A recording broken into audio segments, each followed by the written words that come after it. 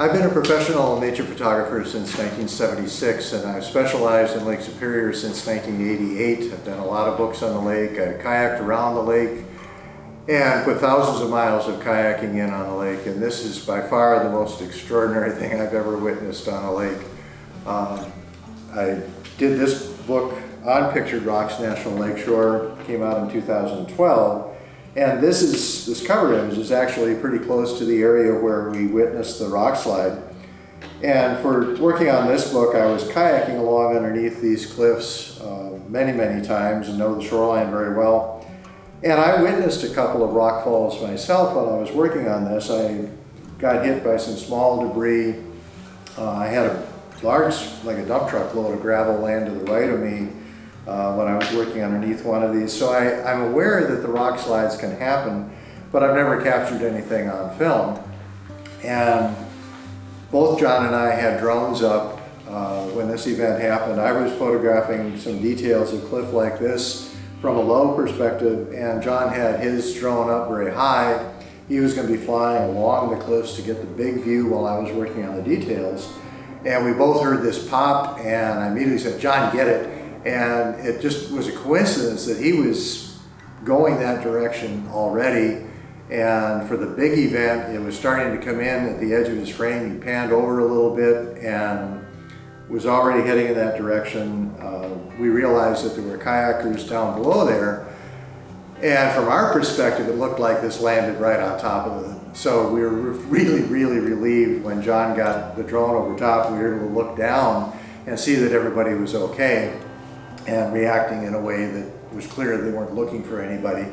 And from that point on, we relaxed and just enjoyed this, to be able to witness such an extraordinarily magnificent geologic event at perfect late afternoon light. The beautiful cliffs are lit up, and this plume of debris going underneath the emerald waters of Lake Superior. Just an incredible thing to be witnessing, and then to connect with the kayakers afterwards and hear their firsthand accounts, to hear Van talk about the fact that he was just underneath where this landed. A couple of minutes before this, he paddled out. Pretty neat stories everybody's going to be able to tell their grandkids, and the fact that we have the video, the couple of people in the kayak tour videoed it from their perspective down on the water. So it's been really fun in the last day to put all of these different components together to tell this story. Craig and I worked on the St. Croix and Namakagon rivers together with the drone after he had done the rivers many times. When the rock slide happened, we flew over to the cliffs there, and we were going to pan along the cliffs. And while we were getting ready, one pop came about, and we could hear that you could hear it for miles. And we saw the debris, and there were kayakers there, but everything looked okay and looked like it settled down. And so we turned back and started shooting video again and panning along the cliff there.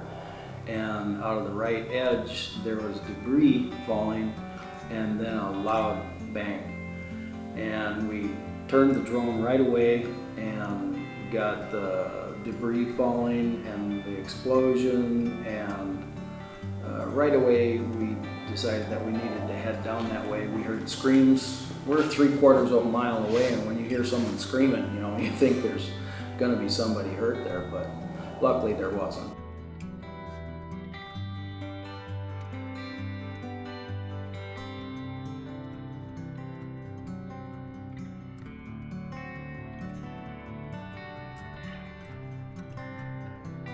When we were over the top of it, the plume of debris under the water was still spreading after 10 minutes. It was exciting and it was stressful at the same time, thinking of what could have happened. But it was exciting. I've never experienced anything like this before, any phenomenon like this.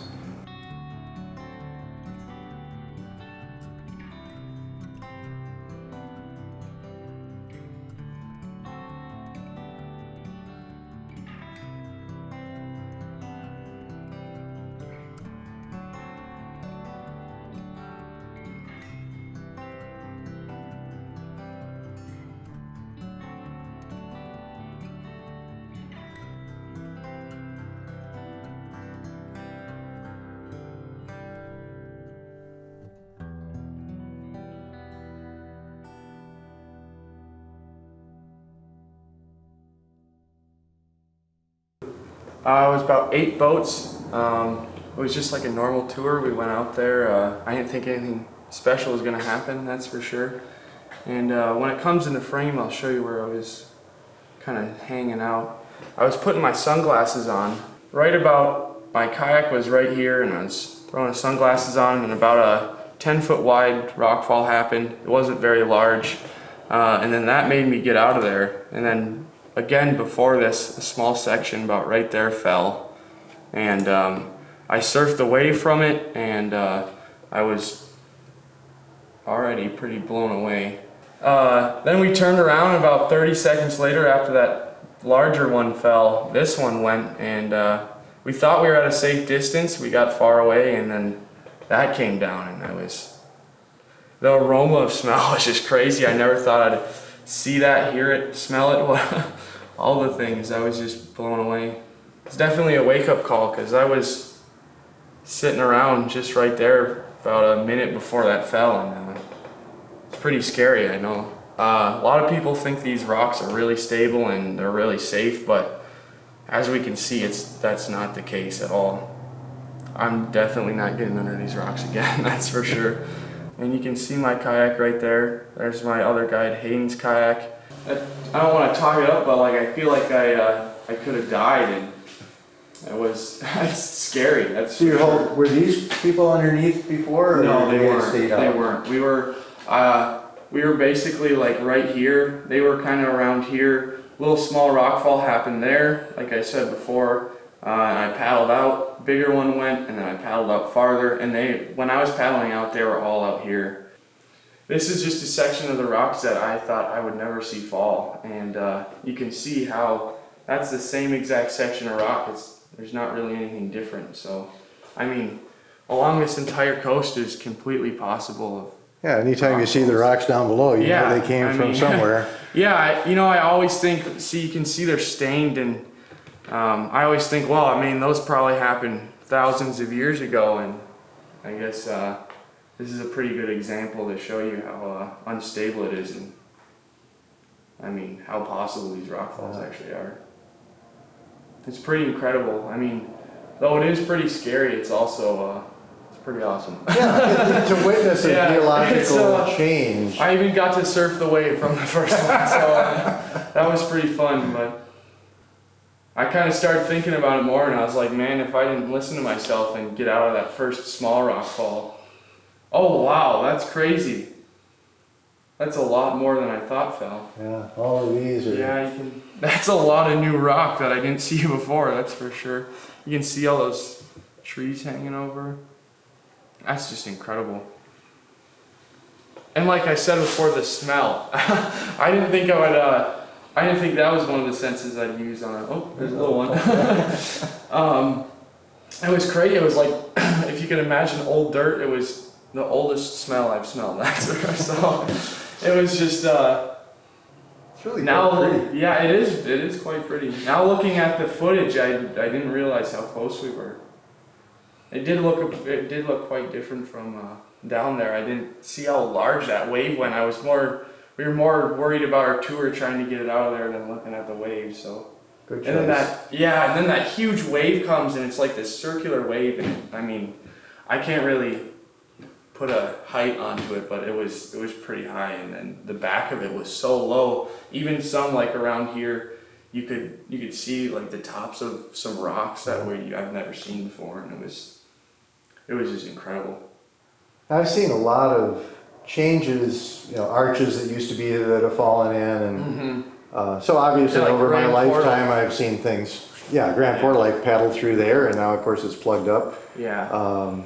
But to actually witness something that major while you're there. It's just incredible. I've seen plenty of just small rock falls. I see them, a lot. It's not something that's uncommon, but to see something like that is just incredible. I can't believe it. Hopefully I'll never see it again. I had a similar thing. You went ahead and got out of the way. Mm-hmm. I had one where I stopped to take a picture, and had I not stopped, I would have had a dump truck load of stuff land on me. It was literally, I paused, and it happened right You were in front on of the me. way to get. Yeah. Oh, that's good. Yeah. Well, glad you're here today. So we have a little shared experience. Yeah, I guess so, right? Yeah.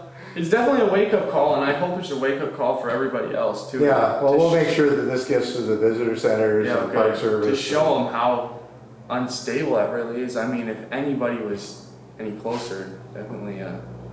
I had soil all over my kayak, and everybody else, my glasses were coated in just soil, and there's more regulations just between how close your tour has to be to you. We keep them as tight as possible because then they can hear the information we're telling them, and also if they're safer.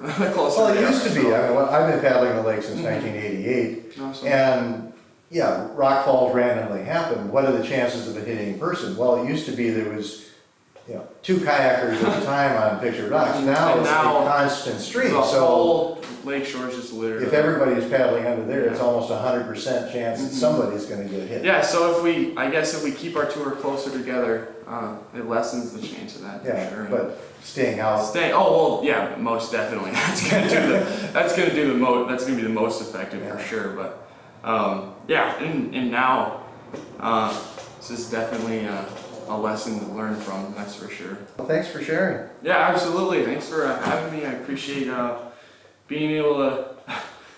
I'm happy you guys got a video of it, more just to show people that how unstable it is. I worked with John for a number of years on my book, St. Croix and Namakagon Rivers, The Enduring Gift. At that time, I didn't have a drone, and I knew John had been flying for a number of years, so I hired him to work with me. I art directed over his shoulder, and we ended up with about 50 images in that book from the drone perspective, and I realized what a terrific tool it was for nature photography. So now I'm working on a video rendition of this same book, Pictured Rocks National Lakeshore, and wanted definitely to get video from here. I've since bought a drone, but invited John to come along with me on this trip, and it's been great for us to have 2 drones up, being able to shoot different perspectives, and that's exactly what we were doing when the rock event happened.